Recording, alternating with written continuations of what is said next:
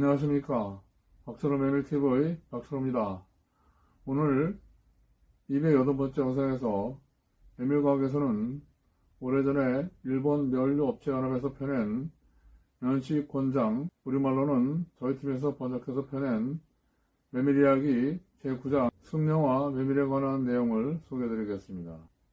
메밀 식문화에서는 한국의 메밀 막걸리에 대해서 재료와 제조법을 알아보겠습니다.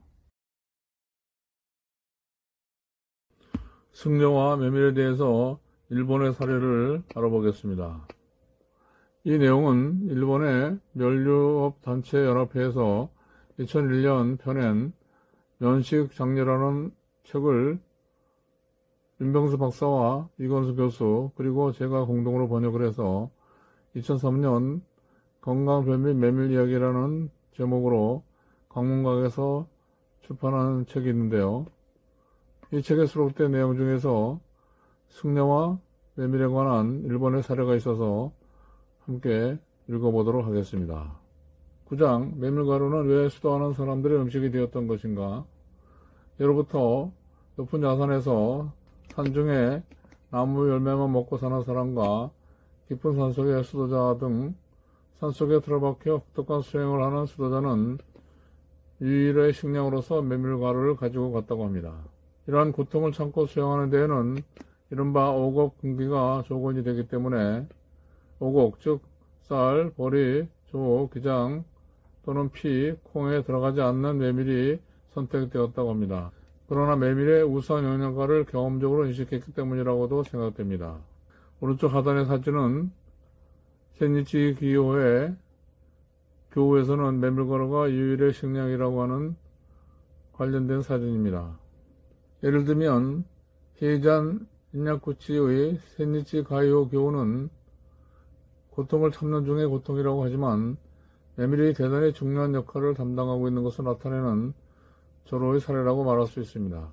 1000일이라고 해도 연속해서 3년간이라는 의미가 아니고 7년간을 거쳐 통산 1000일간 행해집니다. 최초의 3년간은 1년 중 100일만 하는 것이 허락되고 1일 30km를 걸어서 255개소의 영험이 있는 장소를 순회합니다.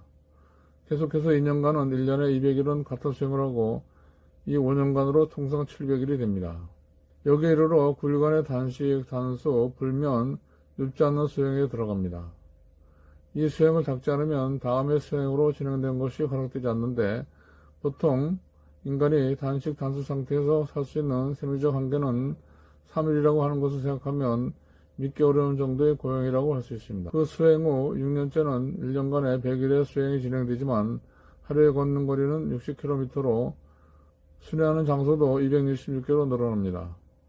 7년째는 전번의 100일간이 하루 84km, 300개소의 순회가 됩니다. 하루에 이것만의 거리를 걷게 되면 수면 시간은 겨우 2시간입니다. 밤중 12시에 일어나 걷기 시작한다고 합니다. 최후의 100일간은 당초의 하루 30km의 수행으로 되돌아갑니다. 이곳으로 합계 1000일간 걷는 거리는 지구 한 바퀴에 해당하는 4만 km에 미칩니다. 1년의 수행 중에 메밀국수가 등장하는 것은 9일간의 단식, 단수라고 하는 초인적인 고용에 들어가기 직전입니다. 마침내 혹독함이 느껴지는 6년째로부터 수행에 대비하여 오고 금기의 전행이 100일간 수행됩니다.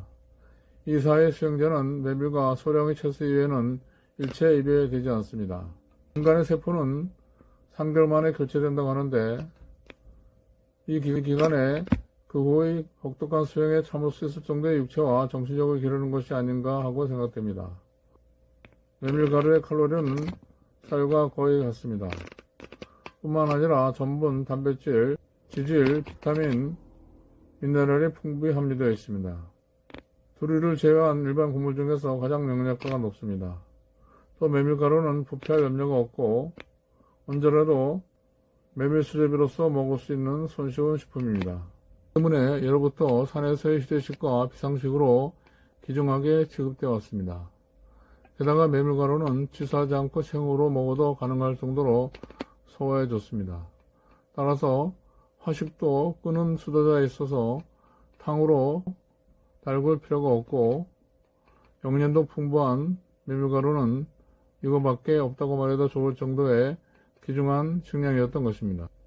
그런데 절에서 승려가 만드는 메밀국수를 테라가타 소바, 즉 절식 메밀국수를 좋아했던 것으로 알려져 있습니다. 정진을 하는 승려가 메밀국수를 즐긴다는 것은 영양원으로서 좋다는 의미로 수국에 가는 이야기입니다. 카마쿠라 시대의 설화집인 우지슈유 모노가타리에는 피해자의 승려가 동료의 승려와 모여서 메밀수제비를 먹으면 즐겁다라는 대목이 있습니다. 고통을 참고 하는 수행 때에 하나지 않고 승려에게 있어서 메밀국수는 가까이 있는 것이면서 동시에 중요한 강정식이었다고 할 수 있습니다. 에도 시대에 들어가 메밀국수가 유행되고부터는 메밀국수 치는 것을 단골로 하는 승려도 많았습니다. 에도시대 후기경 아사쿠사 시바자키 조우에 있던 도코우 안에서는 암자의 주인이 친 메밀국수가 평판이 좋아 결국은 문 앞에 메밀국수 금단의 섭비가 건설되었다고 하는 일화가 있을 정도입니다. 앞에 사진이 잠깐 나왔는데요. 현재 이 섭비는 동경도에 있습니다. 또 예로부터 절에서는 메밀국수, 우동의 대접이 많고 손님과 시주의 대접으로부터 빈명구제에 이르기까지 폭넓게 메밀국수가 제공되었습니다. 각지의 상원이 문 앞에 메밀국수 가게가 많이 보이는 것도 이러한 절식 메밀국수의 역사와 관련이 있다고 생각됩니다.